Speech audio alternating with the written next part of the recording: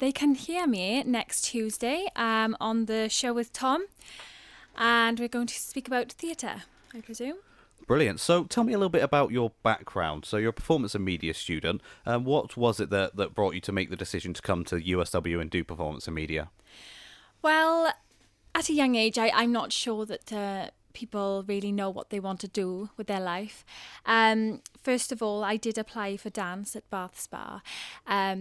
I went for an audition there, and I did decide that I perhaps wanted to go there, but then I changed my mind last minute to come to the University of South Wales, because I thought performance and media is more of a wide range of subjects, whereas dance is very specific. And also I realised that dance is more of a hobby than an actual career for me. So I'm really interested in becoming a TV presenter, and that's why I chose performance and media as a subject to study. And do you still keep up with the dancing as a hobby? I try to, yes, not as much anymore, but yeah, I do try. So you want to be a TV presenter. Is there any sort of presenters out there at the moment, any shows that you'd love to be a presenter on? Yeah, I really love Holly Willoughby because I think she's very bubbly and she has a very good personality and she's genuine. She comes across as genuine on screen. I also like Kate Abdo on Sky Sports News. But I just think these women are really iconic to me as TV presenters, and they do inspire me. And so you're on Exposure Radio today and for the next 2 weeks. Is radio presenting something you might think about going into one day? Maybe, yeah, I've had a taste of it today.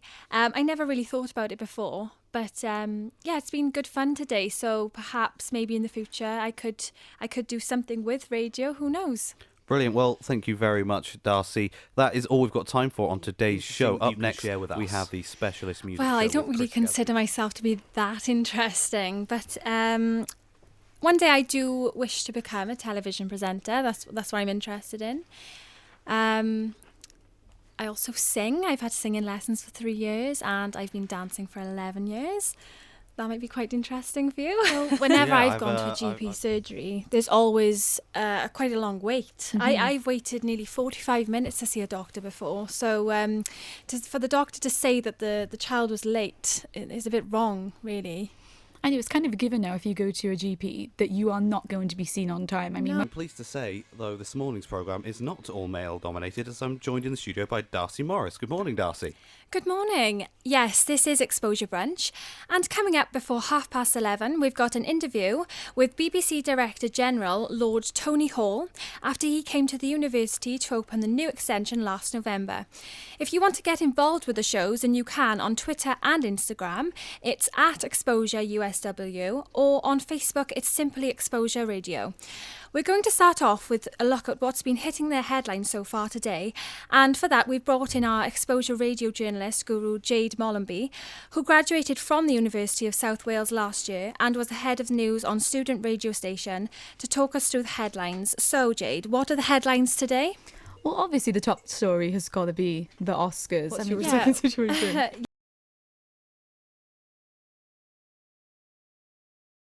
Yeah, I have 3 bins. For recycling, I recycle all the time, but I do understand where that story's coming from, because my grandmother actually really doesn't like recycling, so she thinks it's too much effort. So I think it's a younger thing as well. I think it's been instilled in us as we're growing up that we, Yeah. save the planet, recycle and everything. To me, it's just completely normal that I have a food waste bin, a garden waste bin, regular waste. Darcey, you won the last point.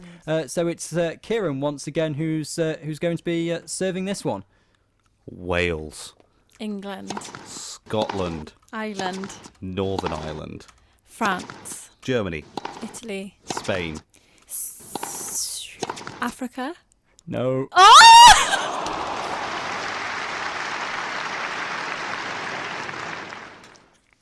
No, Africa is a continent, not a European country. The ones that you could have had were Albania, Andorra, Armenia, Australia, Azerbaijan, Belarus, Belgium was mentioned, Bosnia and Herzegovina. That was my next one. Yeah, Well. some of the more well-known ones that weren't.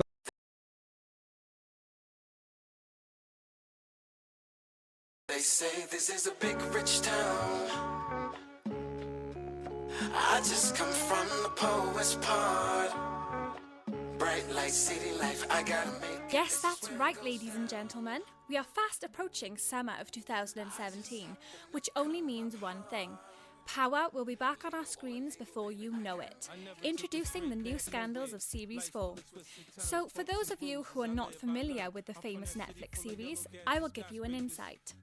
Power is based on the life of James Fitzpatrick, also known as Ghost, a wealthy New York nightclub owner. However, there is one problem.